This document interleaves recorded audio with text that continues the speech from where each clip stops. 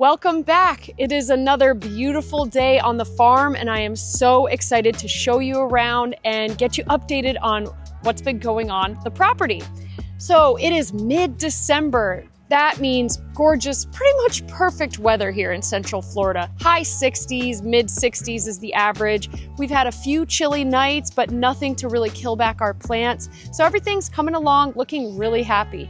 Today, we're going to take a look at our raised bed garden, the strawberry patch. We've got some harvesting and planting to do, and just checking out the vibe around here, what's going on, what I've implemented, new changes. So without further ado, let's get started. So let's start it off in the raised bed garden. I am so incredibly excited about what we've got going on here. I installed the metal birdie beds while I was super duper pregnant this summer and fall. I filled them with soil. Of course, I did have help from my wonderful husband. He was great. Definitely had to be teamwork on this project because it was a big one while I was so incredibly pregnant. But we got it done. We filled the beds. We set up automatic irrigation. That's kind of my specialty. So I dug the PVC pipe and set up the automatic irrigation in these beds. It's actually on a timer, which is super duper handy. Automatic irrigation was one of the best choices I could have made for this garden. It's really, really paid off. And I've got things planted up. So what I planted in this garden is a little mix up. It's some cool weather loving crops and some warm weather loving crops. It was a bit of a gamble to put tomatoes in over the winter here in Central Florida. It's not typically when they thrive because the nighttime temperatures get a wee bit too cold for them to set fruit and flower.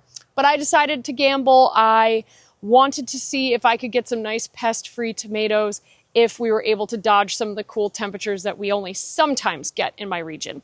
So far, that gamble is paying off. I've got tons of green fruit on my tomatoes, and I would say I'm just a few weeks out from my first harvests. I've also got some eggplants and peppers. Those also love warm weather, and right now they're thriving. I've actually got a few eggplants that I can harvest today.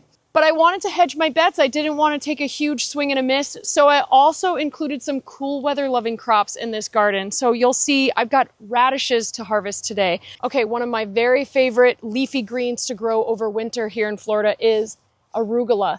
This has a spicy, kind of piquant flavor, especially these first few cuttings, these first few harvests have a really tender texture to the leaf. Sometimes as these plants senesce or get older, the leaves will become a bit hairy and tough. That's when I know it's time to pull out the patch and sow another if it's still cool out.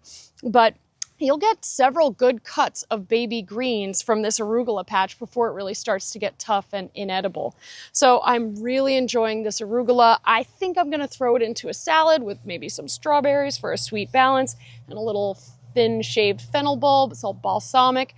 Going to be absolutely beautiful. So this is one of my very first harvests from this raised bed. Very pleased with it. Now here are some of my immature tomatoes getting ready to ripen up. Like I said, these look like they have a few weeks left on them because they're pretty hard, small and green. They've got to size up and ripen up before they're ready. But I did talk about a gamble. I went for some beefsteaks in Florida. That is always a risky move, but I feel good about it. I think it was the right choice. I've also got my peas here. You can see they're ready to start to trellis. I've got to tie some string here so they have something to grab onto. I know my peas are ready to be trellised because they're throwing these little tendrils here. See, these small tendrils are desperately looking for a structure to cling onto. That is the function of this plant part. It's a tendril that will grab onto its structure and start to climb. They're looking for a little stability. And these are snow peas. I think I'm going to thin them out a bit so they have a little more breathing room, each plant. But they're on a drip line. They've been looking so healthy this season. I'm really, really pleased. They love cool weather. So this week I'm going to tie up some string so that they can start to climb this teepee and really look fantastic. Welcome to the Southwest garden. Checking back in, this garden is absolutely blazing. It is looking fantastic. I have a few factors to thank for the success of this garden. One, in the wintertime, this bed gets full sunlight. Now, in the summer, full sunlight isn't always the greatest thing because it's so hot, but in the wintertime, that is perfect down here in Florida. Second of all, I've got a nice layer of straw mulch that I threw down to sort of suppress the weed competition and trap the moisture. Thirdly, I've got drip irrigation here, concentrating the moisture right where it wants to be on those plants at the roots and keeping the foliage dry so that I don't have disease problems. Finally, I did amend this soil with a generous addition of well-rotted compost. That was important because this is native Florida soil. It is sandy. It's kind of low on the fertility side. So these plants need a little extra boost with some well-rotted compost, some high-quality raised bed mix also was thrown in there. And I have been generous with a little bit of well-balanced organic fertilizer just to make sure that things are coming along. So I want to let you guys in on something kind of exciting that I have planned. I have a toddler. My daughter is just about to turn 3, and she has requested a strawberry birthday cake. Now, I do have strawberries to harvest in this patch, and it's a pretty sizable amount of fruit. But if you or anyone you know has ever had a toddler, you know that they will eat every berry in your house, every berry in your county, every berry in this country. Toddlers love berries. And if I left it up to her, we wouldn't have any strawberries next month for her birthday cake. So I'm gonna have to be a little bit devious and squirrel some of these strawberries away in the back of the freezer until it's time to put them together and make a strawberry birthday cake. So we're just gonna keep it from her. It's our little secret. And maybe by my next check-in or in a few weeks, I will show you guys my strawberry birthday cake. So we do have some kind of pest. Seems to be taking nibbles off of our berries. Now I could still put this into a birthday cake, so I'm not too worried about throwing that in the freezer, but I am going to have to get to the bottom of who is taking nibbles off of my strawberries. There's a few potential suspects that I could consider. It could be a squirrel. I don't know if the bite marks quite indicate squirrel. Could be a slug. Could be some kind of chewing insect like a caterpillar. We're gonna have to do a bit of research. I might have to reach out to some other growers in the area who are experienced with strawberry pests and get to the bottom of this mystery because I have to have enough strawberries for my little girl's birthday cake. Here you can see that my tomatoes have already outgrown their trellis. It's time to add a few more rows of string to get them all tied up. I'm gonna have to get to work on that later on when I'm not wearing a fluffy prairie dress and I'm ready to get down and dirty with some green old tomatoes. I'm gonna tie those tomatoes up and get them squared away. And I also have a few celery up front. Celery is a majorly heavy feeder, so I'm gonna have to be very generous with the fertility on those plants if I wanna see anything reasonable. But overall, this field is looking absolutely ridiculously great, and I thank the irrigation, the amendment of good quality compost, the full sun location, and the drip irrigation for all the success we're having here. One big harvest that's happening today is our roselle calyxes. It took us months to grow this plant. It was absolutely worth it. The abundance is serious with this one. And I'm gonna be making mock cranberry sauce, some chutneys, some tea. I've got lots of plans for these beautiful plants. This allium field is going to consist of onions and garlic. A few weeks back, I planted some short day onions, and those were originally started from seed. I purchased them as little starts, which is basically just a small onion plant, and I transplanted them out into the field.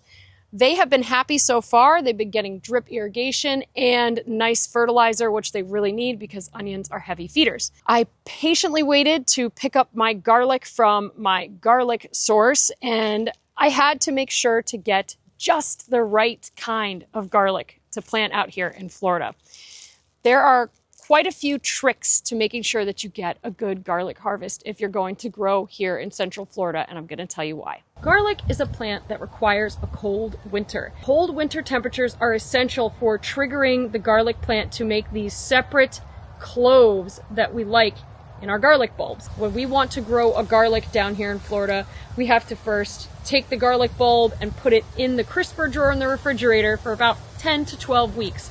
This is going to trick the plant into thinking that it has gone through a winter cycle. So after the 10 to 12 week point, we pull them from the fridge, we put them in the ground, and they're going to grow along as you would expect, and they're going to make this clove separation.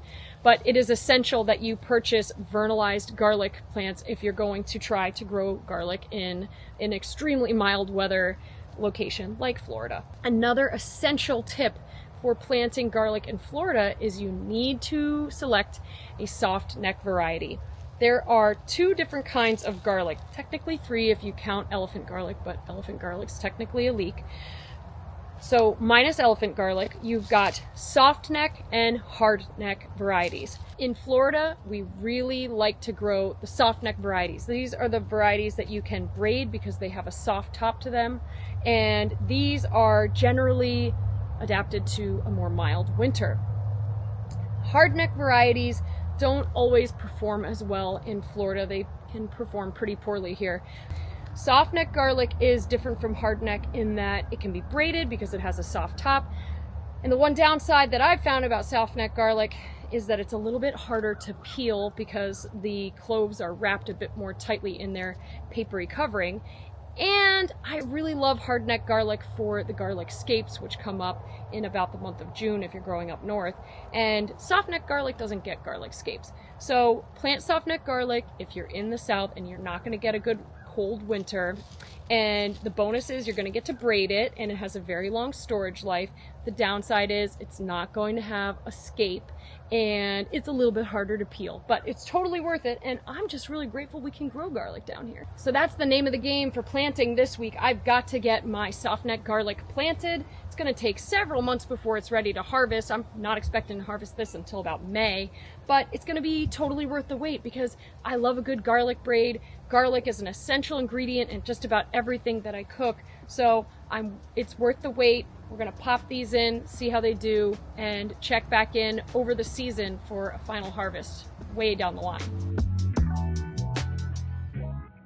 Thanks for joining me today. I'm going to dig into this salad, and we'll see you next time.